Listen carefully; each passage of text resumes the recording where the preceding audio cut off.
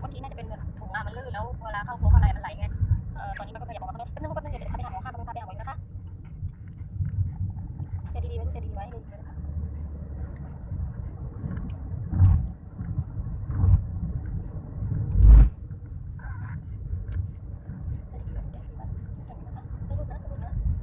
ดูลักษณะเหมือนเพิ่งให้น้องลูกมาอะไรประมาณนี้ออกมาหาอะไรกินแน่เลยนะ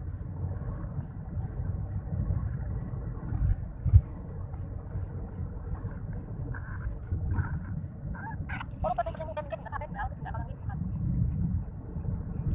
กำลังรีบเลยนะคะ